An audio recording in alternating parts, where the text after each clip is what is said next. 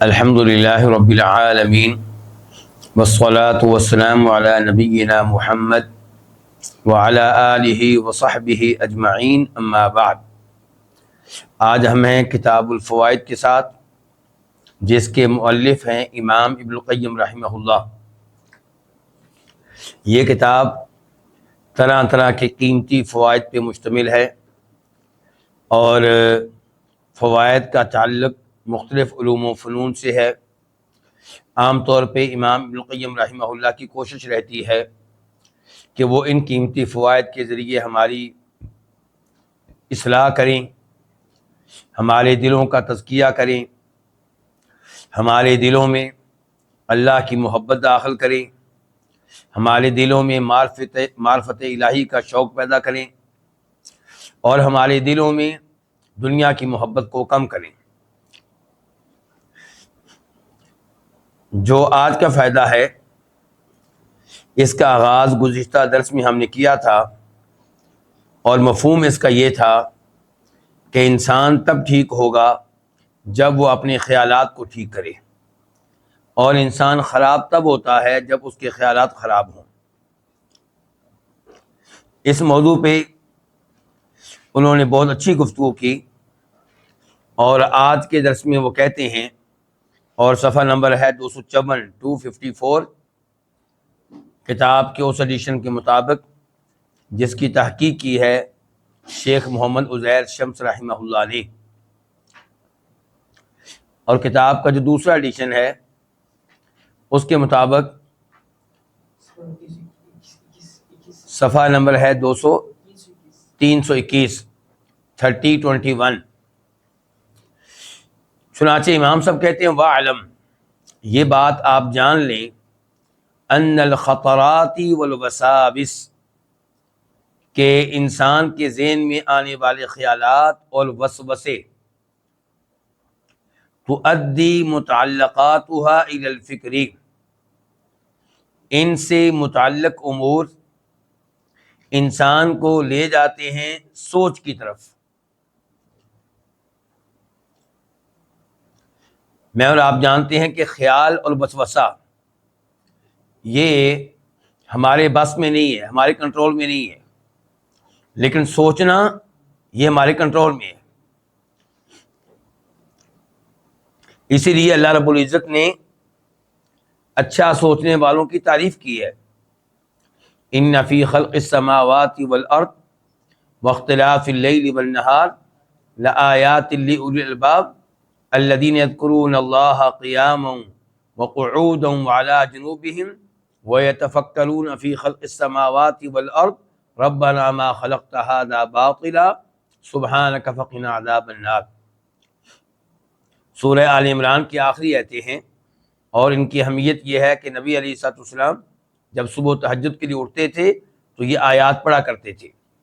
مفہوم یہ ہے کہ آسمان و زمین کی پیدائش میں، دن اور رات کے آنے جانے میں کیا ہے؟ نشانیاں ہیں۔ کن کے لیے؟ عقل مندوں کے لیے۔ عقل مند کون ہے یا اللہ؟ جو اللہ کا ذکر کرتے ہیں، اللہ کو یاد رکھتے ہیں، کھڑے ہوں تب بھی، بیٹھے ہوں تب بھی، لیٹے ہوئے ہوں تب بھی۔ اور یہ عقل مند لوگ وہ ہیں جو آسمان و زمین کی پیدائش میں غور و فکر کرتے رہتے ہیں۔ اللہ تعالیٰ ان لوگوں کو عقل مند قرار دے رہا ہے جو آسمان و زمین کی پیدائش میں غور و فکر کریں۔ کس لیے؟ اپنے خالق تک پہنچنے کے لیے، آسمان و زمین کے خالق کی قدرت اور عظمت کو جاننے کے لیے، پہچاننے کے لیے۔ تو پتہ چلا کہ سوچنا یہ انسان کے بس میں ہے۔ تو امام صاحب کہہ رہے ہیں کہ یہ جو خیالات اور وسوسے ہیں، یہ انسان کو لے جاتے ہیں سوچ تک۔ فَيَأْخُذُهَا الْفِكْرُ، تو ان خیالات کو اور ان وسوسوں کو سوچ پکڑتی ہے۔ فَيُؤَدِّيهَا إِلَى التَّذَكُّرِ، تو ان کو پہنچا دیتی ہے تذکر کی طرف۔ تذکر کسی چیز کو بار بار یاد کرنا، کسی چیز کو بار بار یاد کرنا۔ فَيَأْخُذُهَا الذِّكْرُ، تو ان خیالات کو اور ان وسوسوں کو یہ ذکر جو ہے، یہ یاد کرنا جو ہے وہ پکڑتا ہے، فَيُؤَدِّيهَا إِلَى الْإِرَادَةِ، تو وہ ان کو لے جاتا ہے، وہ ان کو پہنچا دیتا ہے إِلَى الْإِرَادَةِ، ارادے تک، کسی چیز کا ارادہ کرنا۔ مثال کے طور پہ یہاں پہ آپ کہہ سکتے ہیں کہ خیال آیا، وسوسہ آیا کس کا؟ بدکاری کرنے کا، کسی لڑکی سے دوستی لگانے کا، تو اب یہ خیال، یہ وسوسہ لے جائے گا سوچ تک، انسان اس موضوع پہ سوچے گا، اور پھر سوچ جو ہے اس کو پہنچا دے گی تذکر تک، اس کو بار بار یاد کرنا، بار بار، تو پھر یہ چیز انسان کو لے جائے گی ارادے تک، برائی کا ارادہ، گناہ کا ارادہ، فَتَأْخُذُهَا الْإِرَادَةُ، تو ارادہ جو ہے ان خیالات کو، ان وسوسوں کو پکڑے گا، فَتُؤَدِّيهَا، تو وہ ان کو پہنچا دے گا، کون؟ ارادہ، إِلَى الْجَوَارِحِ وَالْعَمَلِ، اعضاء کی طرف اور عمل کی طرف، یعنی پھر ارادے سے معاملہ عمل کی طرف پہنچ جائے گا، اعضاء کی طرف پہنچ جائے گا کہ اعضاء کچھ کریں، پاؤں حرکت کریں اس لڑکی تک پہنچنے کے لیے، ہاتھ حرکت کریں اس لڑکی کو کال کرنے کے لیے، موبائل پہ اس سے گفتگو کرنے کے لیے، اور اس قسم کے دیگر اعضاء پہ حرکت میں آئیں گے۔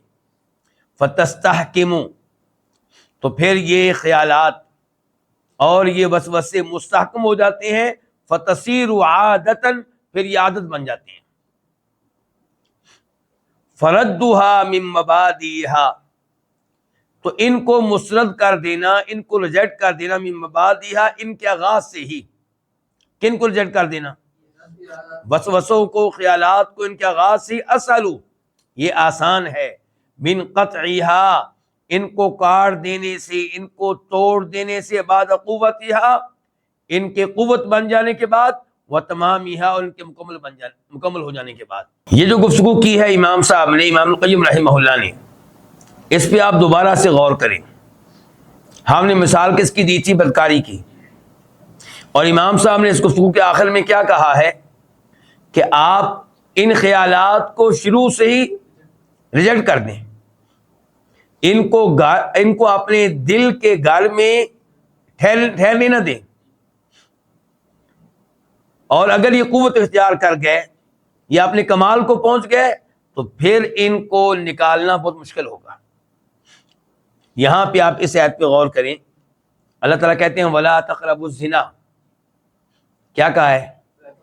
یہ نہیں کہا زنا نہ کرو، کیا کہا؟ زنا کے قریب نہ جاؤ، یعنی کہ آپ ان خیالات کو، ان وسوسوں کو اپنے دل میں کیوں رہنے دیتے ہیں؟ جو ہی خیال آتا ہے بدکاری کا، کسی غیر لڑکی سے دوستی لگانے کا، اس کو کال کرنے کا، فوری طور پہ آپ کیوں نہیں کہتے اعوذ باللہ من الشیطان الرجیم؟ اللہ تعالیٰ نے طریقہ سکھایا ہے کہ جب شیطان حملہ کرے، وسوسے ڈالے، تو آپ اللہ سے پناہ مانگیں، اللہ ہی آپ کو اس سے بچا سکتا ہے، آپ اللہ سے پناہ مانگیں، اور پھر کیا کریں؟ مثال کے طور پہ آپ کسی ایسے ماحول میں رہتے ہیں کہ جہاں پہ بدکاری کے اسباب اور ذرائع آسان ہیں، اس ماحول کو چھوڑیں، آپ اس سکول کو چھوڑیں جہاں پہ آپ کو تعلیم دی جاتی ہے اس حال میں کہ لڑکیاں اور لڑکے ایک ساتھ بیٹھے ہوتے ہیں، آپ اس جاب کو چھوڑیں جس جاب میں آپ کے دائیں بائیں لڑکیاں بے پردہ ہو کر بیٹھتی ہیں، میک اپ کر کے بیٹھتی ہیں، اور صبح و شام آپ کو خطرے میں ڈالتی ہیں۔ تو کہہ رہے ہیں کہ شروع سے ہی آپ ایسے خیالات کو جھٹک دیں، نکال دیں، ان اسباب، ان راستوں کو اختیار نہ کریں جو آپ کو برائی تک پہنچا دینے والے ہیں، ورنہ پھر کیا ہوگا؟ پھر سوچیں بنیں گی، پھر ارادہ بنے گا، پھر اعضاء کو حرکت ملے گی، پھر گناہ ہو جائے گا، پھر یہ گناہ عادت بن جائے گا۔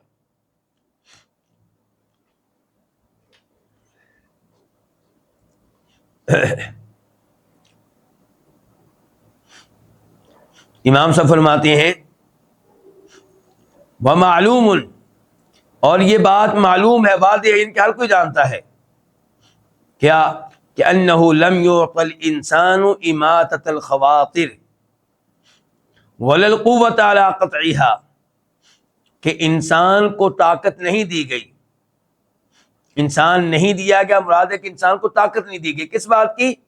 خیالات کو مار دینے کی، خیالات کو ختم کر دینے کی، اور نہ ہی اس کو قوت دی گئی علاقتیہ، ان کو کاٹ دینے کی، یعنی کہ انسان کے پاس کوئی ایسی پاور نہیں ہے کہ وہ خیالات کا راستہ بالکل بند کر دے، خیالات کو اپنے دل میں بالکل نہ آنے دے، ان کے سامنے کوئی باڑ لگا دے، اس کا یہ طاقت انسان کو نہیں دے گئی۔ خیالات آتے رہتے ہیں، حملہ کرتے رہتے ہیں، اور انسان کا کام ہے کہ ان خیالات کو آگے نہ بڑھنے دے، ان خیالات کو دور کرنے کی کوشش کرے، نکالنے کی کوشش کرے، اللہ سے مدد مانگے۔ تو امام صاحب کہتے ہیں معلوم ان کی، یہ بات واضح ہے، یہ معلوم ہے، ہر کوئی جانتا ہے کہ انسان کو طاقت نہیں دی گئی اماطۃ الخواطر، ان خیالات کو مار دینے کی، ولا القوہ، اور نہ قوت دی گئی علاقتی، ان کو کاٹ دینے کی، فإنہا، کیونکہ یہ خیالات، یہ وسوسے، تہجم علیہ، انسان پہ حملہ آور ہوتے ہیں، ہجوم النفسی، سانس کے حملہ آور ہونے کی طرح۔ کیوں جی، جو سانس ہم لیتے ہیں کیا اس کو ہم ختم کر سکتے ہیں؟ سانس اسی کو ختم ہوگا جب انسان ختم ہوگا۔ تو جیسے آپ اپنے سانسوں کو بالکل ختم نہیں کر سکتے، ایسے ہی آپ اپنے اوپر حملہ آور ہونے والے خیالات اور وسوسوں کو مکمل طور پہ ختم نہیں کر سکتے، لیکن جو آیا ہے اس کو نکالیں، یعنی کہ یہ نہیں ہو سکتا کہ آنے ہی نہ دیں، لیکن آنے کے بعد اس کو نکالیں، جلدی سے اللہ سے پناہ مانگیں۔ کہتے ہیں الا ان قوت الایمان والعقل، لیکن ایمان اور عقل کی قوت، ایمانی طاقت اور عقلی طاقت، تعینہ، یہ طاقت انسان کی مدد کرتی ہے کس مسئلے میں؟ علی قبول احسنھا، ان خیالات میں سے بہترین کو قبول کرنے کے معاملے میں، ورضاہ بہ، اور ایمان کی قوت اور عقل کی قوت انسان کی مدد کرتی ہے اس بات میں کہ رضا ہو، کہ وہ راضی ہو جائے بھی، اس پہ، کس پہ؟ ان خیالات میں سے سب سے اچھے پہ، وَمُسَاكَنَتِهِ لَهُ، اور ایمان کی قوت اور عقل کی قوت انسان کی مدد کرتی ہے اس مسئلے میں کہ وہ جو اچھا خیال ہے، بہترین خیال ہے، اس کے ساتھ زندگی گزارے، اس کو اپنے ساتھ رکھے، اس کو اپنے ساتھ رہنے دے۔ وَعَلَى دَفْعِ أَقْبَحِهَا، اور ایمان کی قوت اور عقل کی قوت یہ انسان کی مدد کرتی ہے کس معاملے میں؟ عَلَى دَفْعِ أَقْبَحِهَا، اس معاملے میں کہ وہ ان خیالات میں سے جو بدترین خیالات ہیں، برے ترین خیالات ہیں، ان کو دھتکار دے، ان کو جھٹک دے، ان کو مسترد کر دے، ان کو ریجیکٹ کر دے۔ وَكَرَاهَتِهِ لَهُ، اور ایمان کی قوت، عقل کی قوت یہ انسان کی مدد کرتی ہے کس معاملے میں کہ کراہتہ، وہ ناپسند کرے، لہو، اس کو، کس کو؟ بدترین اور قبیح ترین خیال کو،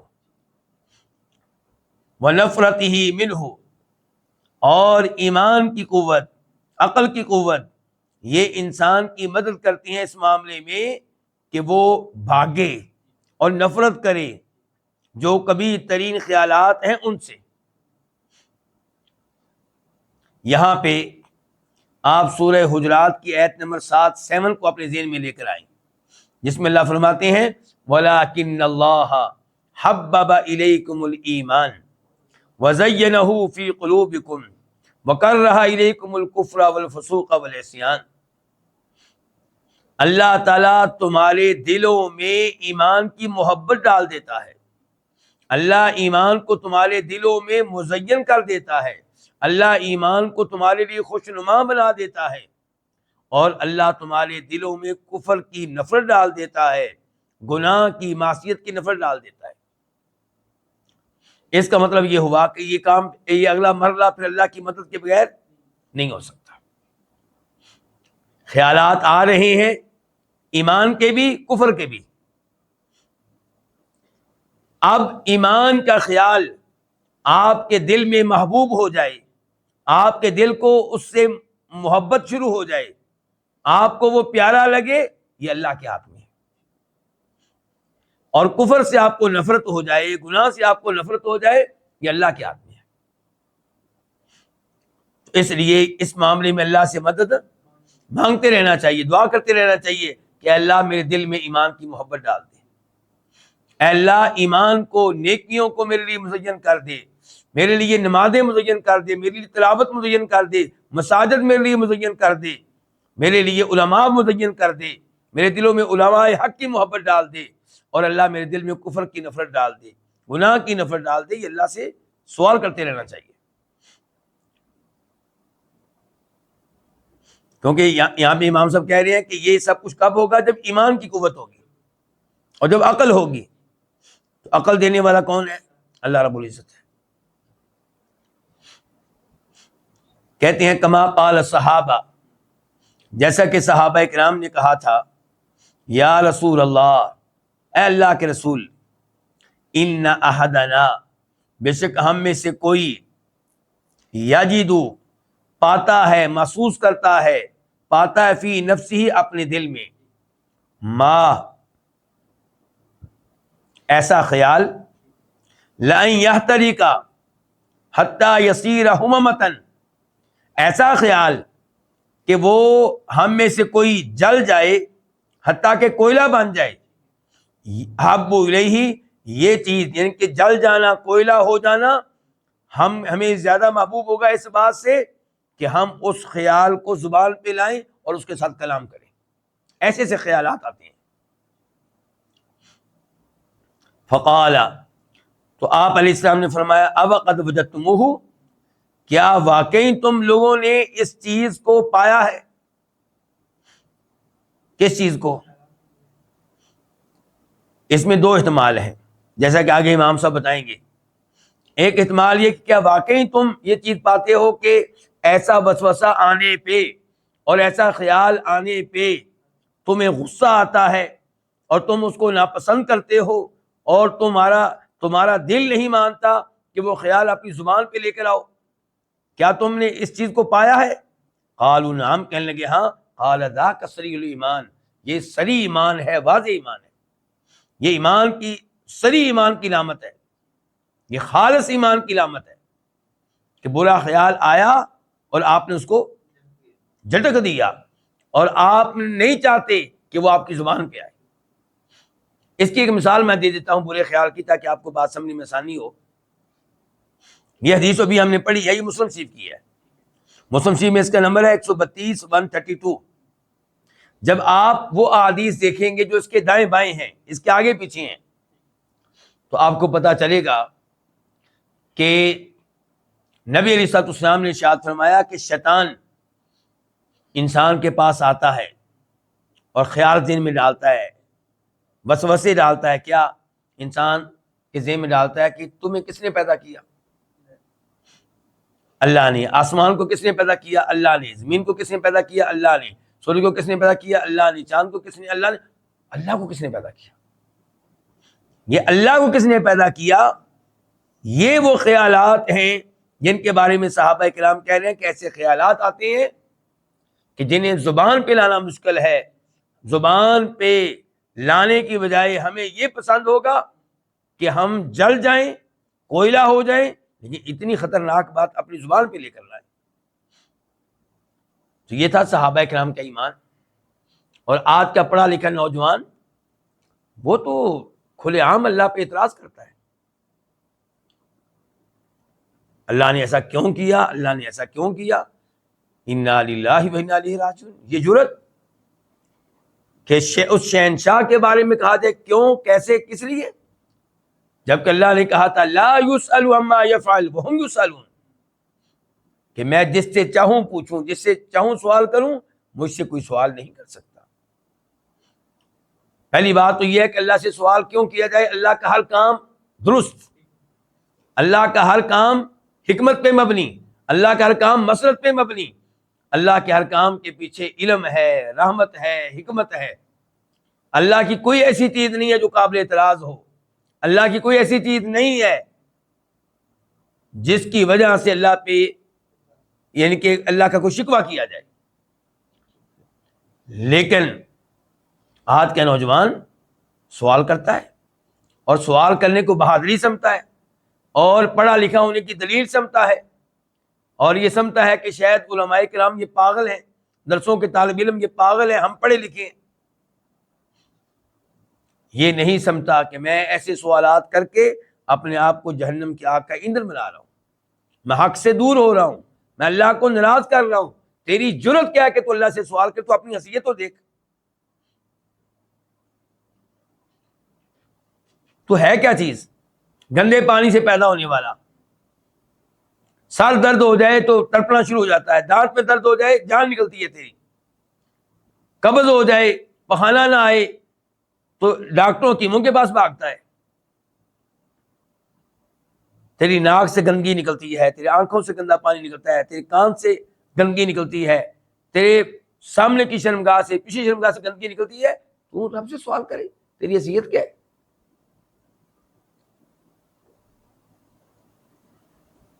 تو صحابہ کرام کو دیکھیں جن کا ایمان تھا، وہ کیا کہہ رہے ہیں کہ ایسی چیز یعنی کہ ہم یہ سوال آپ کے سامنے لا بھی نہیں سکتے، اللہ کے سامنے لانا، اللہ پہ اعتراض کرنا دور کی بات ہے، یعنی کہ اپنی تسلی کے لیے، اللہ کے نبی علیہ السلام سے جواب لینے کے لیے، معلومات لینے کے لیے بھی وہ کہتے ہیں کہ ہم یہ سوال زبان پہ نہیں لا سکتے۔ تو آپ علیہ السلام فرمایا یہ ہے ایمان۔ اچھا، دوسری اس حدیث کی تفسیر اور شرح یہ ہو سکتی ہے کہ آپ علیہ السلام یہ کہہ رہے ہوں کہ کیا واقعی تمہارے دلوں میں ایسے خیالات آتے ہیں؟ پہلی میں نے وضاحت کیا تھی؟ کیا تمہارے دلوں میں یہ آتا ہے کہ ہم نے ایسے خیال کو زبان پہ نہیں لانا؟ جل جانا، کوئلہ ہو جانا منظور ہے، لیکن ایسے خیال کو زبان پہ لانا قابل قبول نہیں ہے۔ اور دوسری وضاحت یہ ہے کہ نہیں، اس کا مطلب یہ ہے کہ اللہ کے رسول علیہ الصلوۃ والسلام صحابہ کرام سے یہ پوچھ رہے ہیں کہ کیا واقعی تمہارے دلوں میں ایسے خیالات آتے ہیں؟ ان کا جی ہاں۔ فرمایا یہ خیالات آنا صریح ایمان ہے۔ کیا مطلب؟ یہ خیالات اسی لیے آ رہے ہیں کہ یہاں پہ ایمان موجود ہے، یہاں پہ ایمان موجود ہے، یعنی کہ چور کہاں پہ آتے ہیں؟ جس گھر میں خزانہ موجود ہو، سونے چاندی کے زیورات موجود ہوں، قیمتی سامان موجود ہو، چور ادھر ہی چوری کے لیے آتے ہیں، غریبوں کے گھر میں چوری کرنے کے لیے کوئی نہیں آتا۔ یعنی کہ اس کا مطلب یہ ہوا کہ تمہارے دلوں میں واقعی ایمان موجود ہے، اور شیطان اب حملے کر رہا ہے تمہارے ایمان کو ختم کرنے کے لیے۔ یہ ایک حدیث ہے۔ یہ حدیث میں نے کیا کہا تھا کہاں پہ آئی ہے؟ مسلم شریف میں نمبر ہے اس کا 132 ویسے یہ حدیث ابو داؤد شریف میں بھی آئی ہے، وہاں پہ اس کا نمبر ہے 5111 511۔ اور ابو داؤد شریف کا نام میں خاص طور پہ اس لیے لے رہا ہوں کہ ابو داؤد شریف میں یہ حدیث بھی ہے، اور جو اس کے بعد امام صاحب نے ذکر کیا وہ بھی ہے، اور ایک تیسری حدیث بھی ہے۔ تو میں اس لیے آپ کو لے کر جا رہا ہوں سنن ابی داؤد کی طرف۔ سنن ابی داؤد میں ایک تو یہی حدیث ہے 5111، اور یہ تو ابھی ہم نے پڑھ لی ہے، مسلم شریف سے ہم نے پڑھ لی ہے۔ اب ہم پڑھتے ہیں وہ حدیث جو اس کے بعد امام صاحب لے کر آئے ہیں۔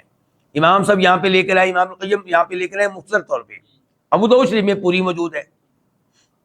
عبداللہ ابن عباس کہتے ہیں کہ جاء رجل الی النبی صلی اللہ علیہ وسلم، ایک آدمی آیا نبی علیہ الصلوۃ والسلام کے پاس، فقالت، اس نے کہا، یا رسول اللہ، اے اللہ کے رسول، ان احدنا یجد فی نفسہ،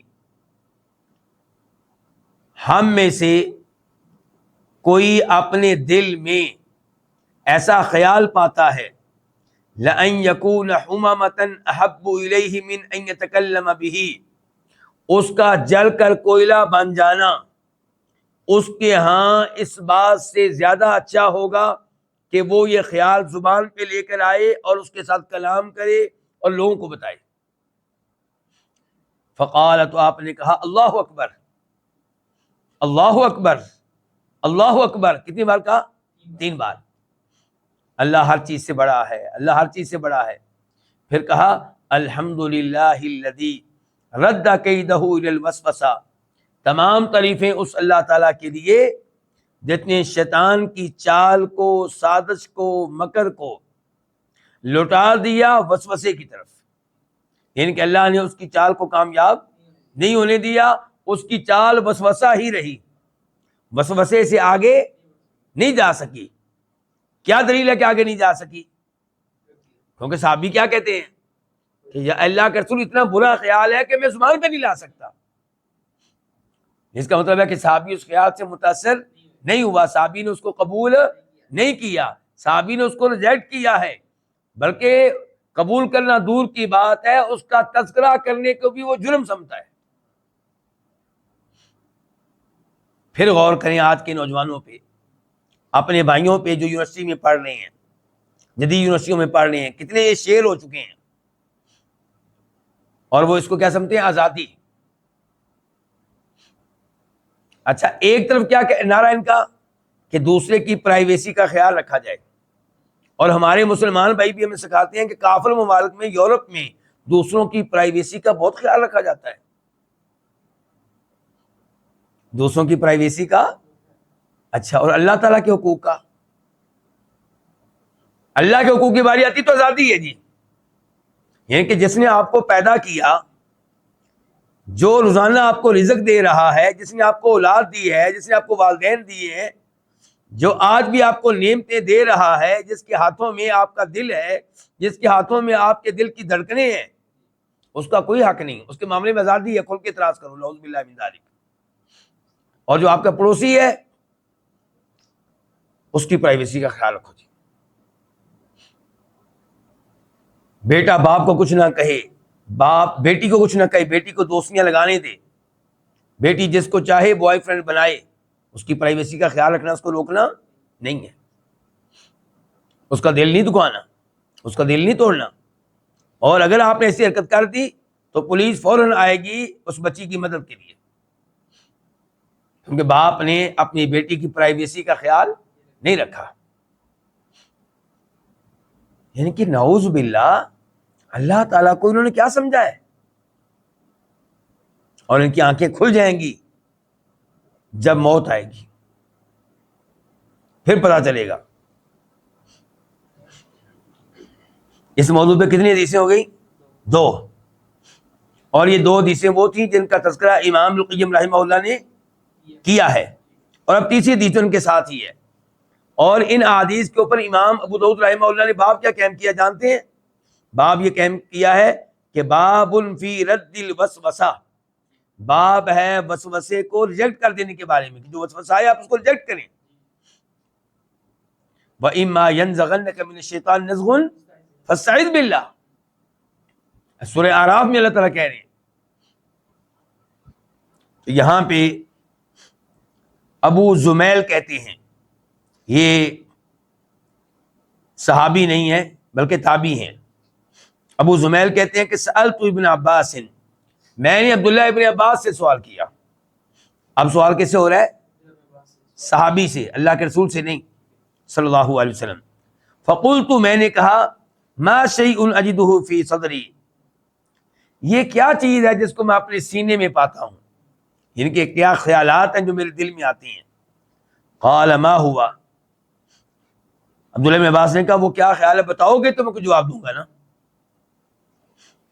قلت، میں نے کہا، ابو زمیل کہتے ہیں میں نے کہا واللہ ما اتکلم بہ، میں وہ خیال زبان پہ نہیں لا سکتا، میں وہ خیال آپ کے سامنے نہیں رکھ سکتا۔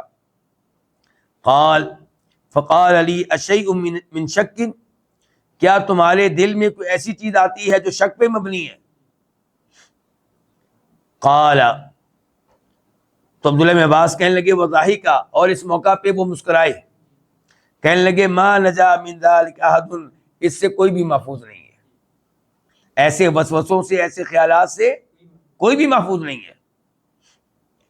قال، کہنے لگے حتی انزل اللہ، حتیٰ کہ اللہ نے یہ آیت اتار دی ہے کہ فَإِن كُنْتَ فِي شَكٍّ مِّمَّا أَنزَلْنَا إِلَيْكَ، اگر آپ لوگوں کو شک ہے اس کلام کے بارے میں جو ہم نے اللہ کے نبی آپ کی طرف نازل کیا ہے، فَاسْأَلِ الَّذِينَ يَقْرَؤُونَ الْكِتَابَ مِن قَبْلِكَ، تو آپ ان لوگوں سے سوال کر لیں، ان لوگوں سے تسلی کر لیں جن کے اوپر پہلی آسمانی کتابیں نازل ہوئیں اور وہ ان پہلی آسمانی کتابوں کو پڑھتے ہیں، ان کی کتابوں میں آپ کی نشانیاں، آپ کے علامات موجود ہیں، ان سے معلومات لینے کے بعد آپ لوگوں کی تسلی ہو جائے گی۔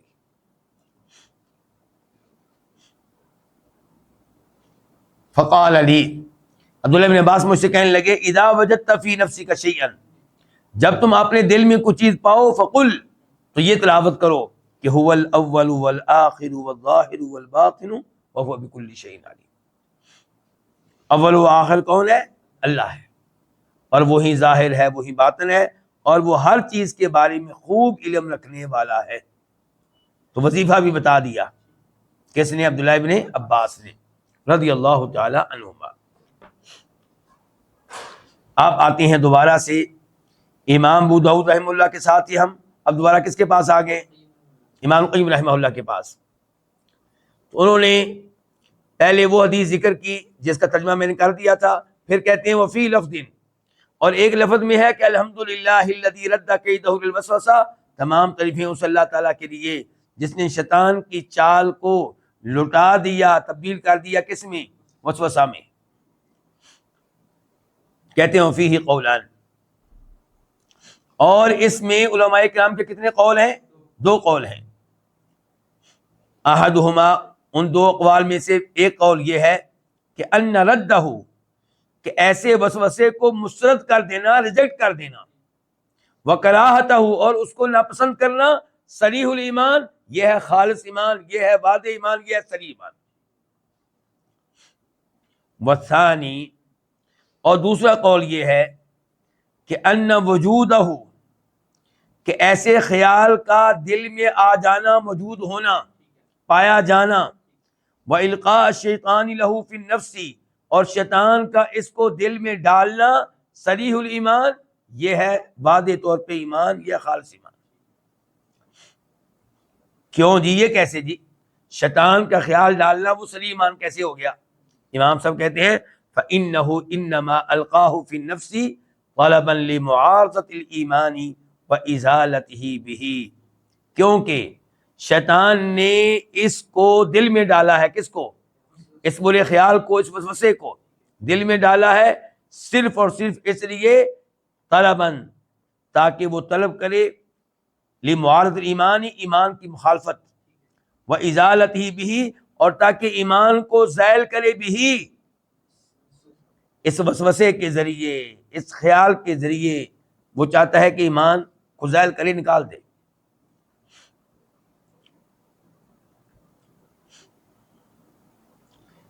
تو امام صاحب یہ 2 احادیث کیوں لے کر آئے ہیں یہاں پہ امام قیم رحمہ اللہ؟ یہ بتانے کے لیے کہ خیالات کو مکمل طور پہ روک دینا یہ ممکن نہیں ہے، آنے کے بعد ریجیکٹ کرنا یہ ممکن ہے، لیکن اس کے لیے بھی اللہ سے مدد مانگنا ہوگی، اس کے لیے سنجیدہ ہونا ہوگا، اس کے لیے ایسے ٹینشن لینی ہوگی جیسے صحابہ کرام ٹینشن لیتے تھے۔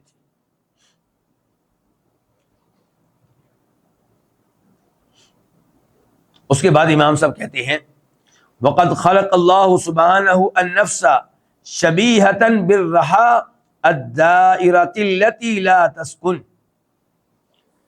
اللہ تعالیٰ نے دل کو پیدا کیا ہے، کس کو پیدا کیا ہے؟ دل کو، نفس کو، دل کو، شبیہتاً، اس حال میں کہ یہ دل جس کو اللہ نے پیدا کیا یہ مشابہ ہے، کس کے؟ اس چکی کے جو گھومتی رہتی ہے، جو رکتی نہیں ہے۔ چکی جانتے ہیں؟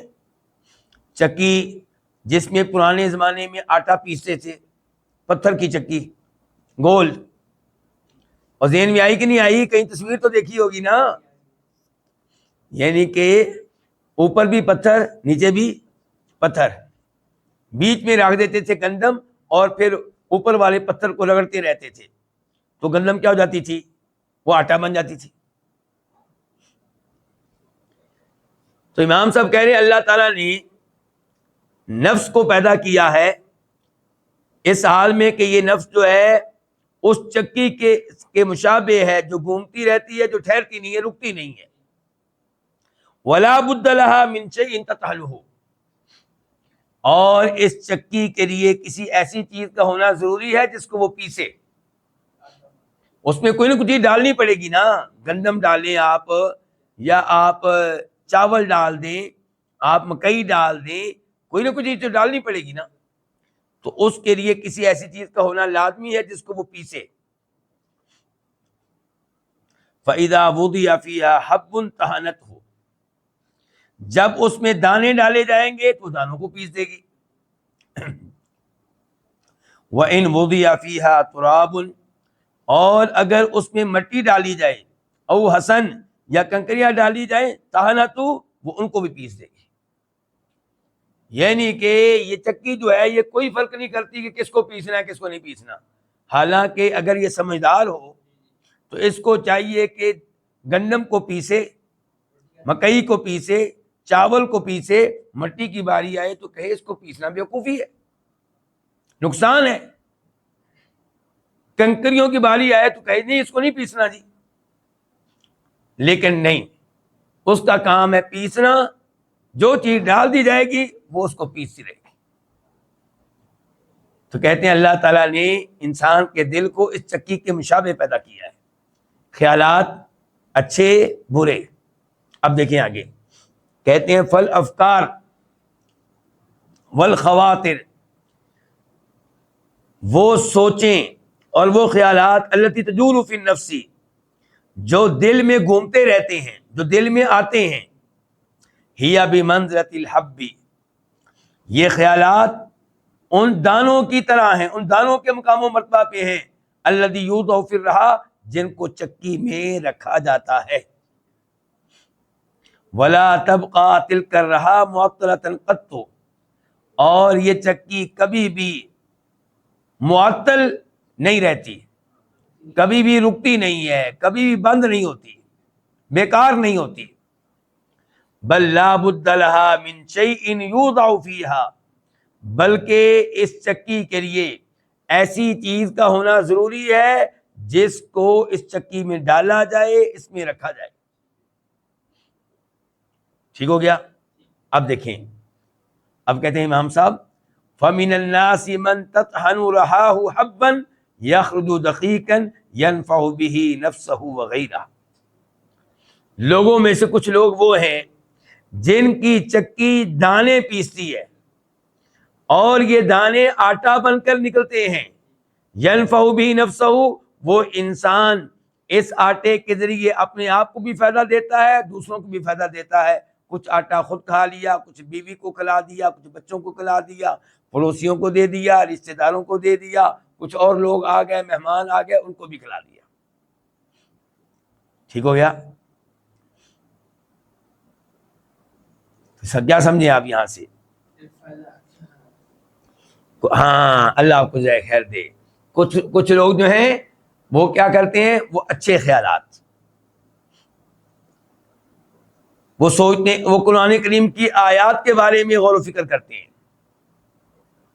وہ نبی صلی اللہ علیہ وسلم کی احادیث پہ غور و فکر کرتے ہیں، وہ دین اور توحید کی دعوت لوگوں تک پہنچانے کے بارے میں غور و فکر کرتے ہیں، وہ یتیموں، فقیروں، بیواؤں، مسکینوں تک آٹا پہنچانے کے معاملے میں غور و فکر کرتے ہیں۔ ان کے یہ خیالات، ان کا فائدہ ان کو بھی ہوگا اچھے خیالات کا، اور دوسروں کو بھی ہوگا۔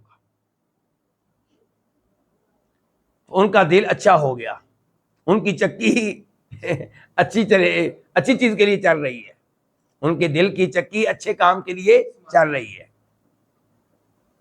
تو مجھے اور آپ کو بھی امام صاحب پیغام دے رہے ہیں، چاہیے کہ اپنے خیالات کو پاکیزہ بنائیں، غور و فکر کرتے رہا کریں قرآن کی آیات پہ۔ آج سورہ بقرہ کی پہلی آیت پہ غور و فکر میں کر رہا ہوں، اس کو لے کے بیٹھا ہوا ہوں، پھر دوسری آیت، پھر تیسری آیت، شیطان کو پھر زیادہ موقع نہیں ملے گا میری طرف سے، پھر میں بخاری شریف پکڑ لوں گا، اس کی ایک حدیث پہ غور و فکر کروں گا، دوسری حدیث پہ غور و فکر کروں گا، پھر کسی فقہی مسئلے پہ غور و فکر، عقیدے کے مسائل پہ غور و فکر، اپنے بچوں کو جہنم کی آگ سے کیسے بچانا ہے اس موضوع پہ غور و فکر، اپنے بچوں کو جنت کے راستے پہ کیسے لگانا ہے اس موضوع پہ غور و فکر، ان کو اچھی تربیت کہاں سے دلوانی ہے، کس اچھے کون سا سکول میرے بچوں کی ایسی تربیت کر سکتا ہے جس تربیت پہ اللہ راضی ہو جائے، اس موضوع پہ سوچتے رہنا۔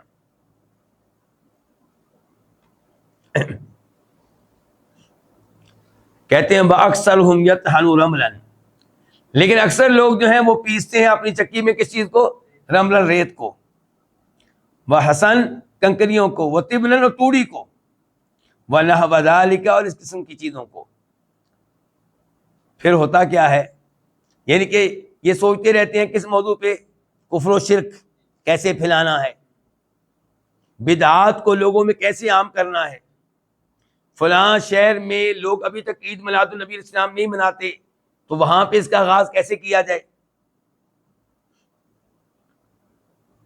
نشہ بیچنے والے وہ سوچتے ہیں کہ فلاں شہر میں ہمارا نشہ ابھی تک نہیں پہنچ رہا تو وہاں پہ ہم کس سے رابطہ کریں کہ ہماری وہاں پہ بھی مارکیٹ قائم ہو جائے۔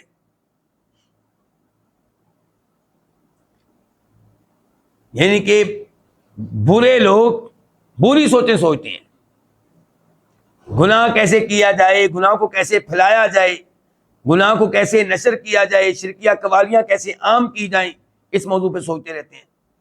فلاں شہر میں ابھی تک کوئی ایسا مزار نہیں بن سکا جہاں پہ شرک ہو رہا ہو، جگہ خالی ہے تو وہاں پہ مزار قائم کر دیا جائے۔ امام صاحب کہتے ہیں کہ یہ لوگ اکثر لوگ کیا کر رہے ہیں، وہ کیا پیس رہے ہیں؟ چکی میں ریت کو، کنکریوں کو، توڑی کو، یہ کہ دلوں میں برے خیال آتے ہیں، گناہ کے ارادے ہیں۔ فَإِذَا جَاءَ وَقْتُ الْعَجْنِ، جب آئے گا آٹا گوندنے کا وقت، والخبز، روٹی بنانے کا وقت، تبین لہ، تب واضح ہوگی اس آدمی کے لیے حقیقت تہینہ، وہ چیز جس کو پیسا تھا اس کی حقیقت تب واضح ہوگی۔ پھر پتہ چلے گا وہ یہ کیا، میں نے تو آٹے کی بجائے یہ میں نے تو ریت کو پیس لیا ہے، میں نے تو یہ کنکریاں پیس لی ہیں، میں نے تو توڑی پیس لی ہے۔ یعنی کہ روز قیامت آنکھیں کھلیں گی، یوم حساب جب ہوگا تب آنکھیں کھلیں گی، تب حقیقت واضح ہوگی، تب پچھتاوا لگے گا، لیکن اس وقت پچھتانے کا فائدہ نہیں ہوگا۔ قرآن کریم میں ان لوگوں کے کئی پچھتاووں کا تذکرہ ہے۔ مثال کے طور پہ وَيَوْمَ يَعَضُّ الظَّالِمُ عَلَى يَدَيْهِ يَقُولُ يَا لَيْتَنِي اتَّخَذْتُ مَعَ الرَّسُولِ سَبِيلًا يَا وَيْلَتَىٰ لَيْتَنِي لَمْ أَتَّخِذْ فُلَانًا خَلِيلًا لَقَدْ أَضَلَّنِي عَنِ الذِّكْرِ بَعْدَ إِذْ جَاءَنِي وَكَانَ الشَّيْطَانُ لِلْإِنسَانِ خَذُولًا۔ روز قیامت انسان اپنے ہاتھوں کو کاٹے گا ندامت کی وجہ سے، چبائے گا اور کہے گا اے کاش میں نے فلاں شخص کو اپنا دوست نہ بنایا ہوتا، فلاں شخص نے مجھے قرآن کریم سے دور کیے رکھا، ہدایت سے مجھے بھٹکا دیا، سیدھے راستے سے دور کر دیا۔ پچھتائے گا، آنکھیں کھلیں گی، پتہ چلے گا کہ غلط دوستی لگا بیٹھا ہوں،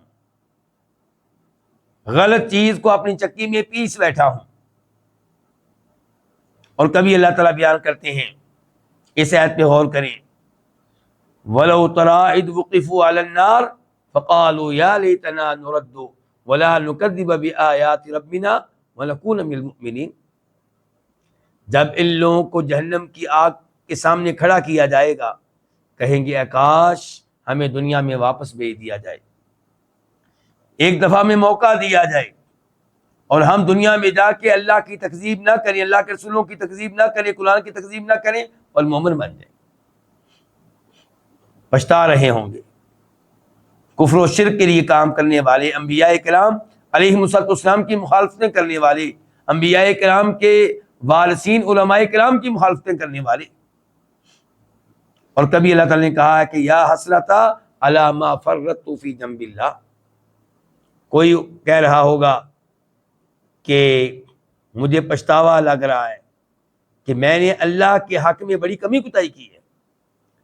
میں تو اللہ کے حقوق ادا نہیں کرتا رہا، میں توحید پہ نہیں تھا، میں نمازیں نہیں پڑھتا تھا، میں شریعت پہ عمل نہیں کرتا تھا، میں قرآن کی تلاوت نہیں کرتا تھا. تو خلاصہ کلام یہ ہے کہ مجھے اور آپ کو چاہیے کہ اپنے دل کی چکی میں کیا داخل کریں؟ اچھے خیالات. اچھے خیالات کو جگہ دیں، برے خیالات کو دور کر دیں، جھٹک دیں، اللہ سے مدد مانگیں. جو ہی برا خیال آئے اس کو باہر نکال دیں. اگر برا خیال اندر جائے گا تو پھر وہی مثال ہے کہ چکی میں اگر مٹی جائے گی تو چکی مٹی کو پیسے گی. پھر کیا آپ وہ مٹی کا آٹا بنا کے اس کا کھانا کھائیں گے؟ اللہ رب العزت ہمارے خیالات کو پاکیزہ بنائے اور ہمیں شرک و بدعات سے، گناہوں کے خیالات سے اللہ تعالیٰ محفوظ رکھے، اور اللہ تعالیٰ صحابہ کرام کی طرح ہمارے ایمان کو مضبوط بنائے. وآخر دعوانا الحمدللہ رب العالمین.